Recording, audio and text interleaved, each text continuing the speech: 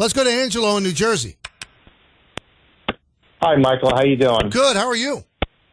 Good. First-time caller, big fan. Oh, welcome aboard. Thank you. I just have a quick question regarding to the lineup. Mm-hmm. So I saw the injury reports today, and I know it mentioned DJ LeMahieu, and it had me thinking: are they just going with either Cabrera or Peraza on opening day until DJ's going to be good enough to play, or do you still think there's a chance they might get a third baseman? I want to hear your thoughts on it. I think that they're always exploring things. The one third baseman that probably would be available is a guy I don't think that they're in love with, and that is Arenado. He's eminently available. St. Louis doesn't want him, but I don't think the Yankees would take him unless St. Louis ate most of the salary, which I'm not sure they want to do. So they have 3 years left on the deal at about $24-25 million a year. Yankees don't want to assume that. I don't blame them. They got burned with the Donaldson situation, although I think Arenado's a much different player, a much better player than Josh was at that point. I think they look at the third base situation, say they've got a decent runway, and that they should be able to get something out of those two, especially defense.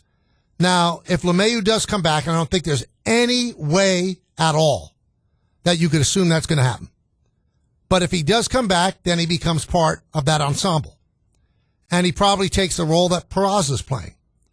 So I think that Oswaldo Cabrera has an opportunity to be the lefty version of the Yankee third baseman.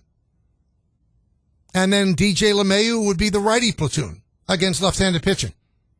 Because when DJ LeMahieu's right, he is a great hitter against lefty pitching. He hasn't been right for a while, though. Again, I don't think anybody could depend on DJ. The body's broken down. It keeps breaking down. The more it breaks down, the harder it is to get in the groove. And he starts to, worry about things and, protect parts of his body. It gets everything out of whack. So I'm not sure that that's the way to go. But they can't depend on him, but they're certainly not going to release him. Because there's still something there. So I think they start the season with the platoon, and then the platoon changes if it's LeMahieu. He steps in for Peraza. Let's go to John in Westchester. John. Yes, hello, Michael K. Hello, John. Thank you for taking my call. You got it. I'm a long-time listener. Hello? Hello, I'm right here. Oh, okay. And just wanted to quickly talk about St. John's. I'm a St. John's graduate from the late 70s and been following the team a long time. I want to congratulate them. I think Patino has been great for the team, and I actually had previously met Lou Carnesecca a couple of years ago, a fantastic man.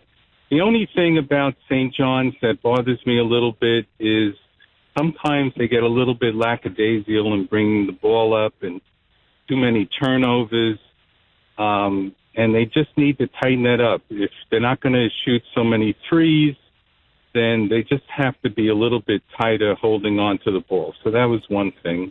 Hopefully you see my point on that. I'll tell you what. And then with the Yankees. Okay. Go ahead. No, give me the Yankee point, and I'll answer them both. So the Yankee point, I agree that there's something left with DJ LeMahieu. I've been a fan of his. He's just been very unlucky with some injuries. But they really need to go out and get some more pitching. I'm sure everyone would agree with that. I'm a Yankee fan since 1960, although that wasn't a great year ending for the Yankees. But I think they're going to have a great team this year, and I plan on attending at least about 10 games. And I think Judge will do fantastic again, and I think he'll eventually do well in the playoffs. All right. Well, one thing, I'm not saying that I think that there's anything in DJ LeMahieu. I'm saying the organization thinks there's still something there. His bat speed doesn't look the same. The ball doesn't come off the bat the same way. I think they're hoping against hope. Let's put it this way. If DJ LeMahieu, over what he's done the last 3 years, was a free agent this year, the Yankees would not even think about signing him. The reason that they're hoping there's something there is he has 2 years left on his contract. Now, getting back to St. John's, of the million ways that I could describe St. John's, lackadaisical would not be in that canon. They play with an energy and a spirit that is matched by few teams. I think that's one of their secret sauces. That's why they wear teams down. Now, they might be sloppy with the ball. That's different. They're not lackadaisical. They play hard. They play fast. Their defense is 94 feet. Suffocating. Suffocating. They wear teams down. So, no, I can't sign off on them being lackadaisical. They're not a great offensive team. So they turn the ball over, but they're just not a great offensive team. That's not their strength. Their strength is their defense. Let's go to Charles in White Plains. Charles. Hi, Michael. How are you? Good. How are you? Great. Good talking to you. I have a question. You know, I'm a season ticket holder for the Yankees since 1994. And this season, unfortunately, what's going on with our pitchers, what's the chance of getting Sandy Alcantara to the Yankees?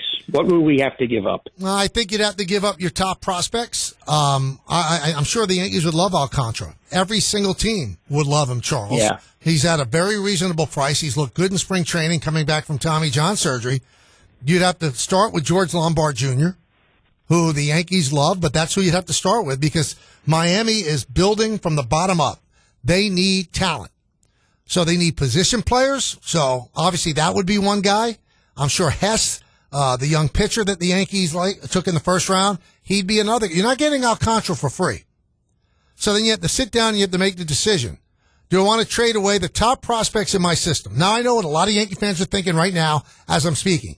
Oh, most of the prospects don't make it. You're right. But some do. Imagine if they traded Aaron Judge. Right? Imagine if they traded Austin Wells. Imagine in 95 if they traded Derek Jeter or they traded Mariano Rivera for Felix Fermin, which was a deal that was almost done. Because the Yankees didn't think that Jeter was ready, so they're going to trade Mariano to Seattle for Felix Fermin and put Felix Fermin at short. Those championships might not ever happen. Ever. So you got to be careful when you're trading your top prospects that you really believe in. I think the strength of an organization is an organization that knows what it has. They know who's good and who's not. They have to fool other people.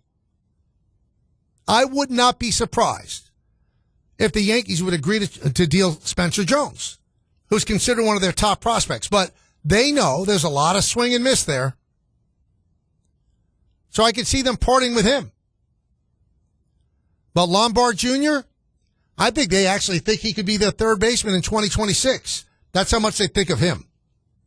Hey, listen up, Knicks fans. Here's your once-in-a-lifetime opportunity to win a meet and greet with John Starks in the ESPN New York Suite. That's on Sunday, March 30th when the Knicks take on Portland. Enter for your chance to win on the ESPN New York app. Brought to you by John Starks Kia, Starks Ford of Queens, and your home for Knicks basketball, ESPN New York. All right, we got about a half hour left in the show before we turn it over to Don Hahn and Rosenberg. I want to hear from you. It's time for the co-host portion of the show. Let me give you the number slowly, clearly. 1-800-919-3776. This is your opportunity to be a co-host of a radio show in New York. Let's do it. Got a lot of stuff to talk about. Want to bang some stuff off of you as well. Call in. Ray Deanhan, our producer, will talk to you, and then, boom, you'll talk to me. It's the K Show.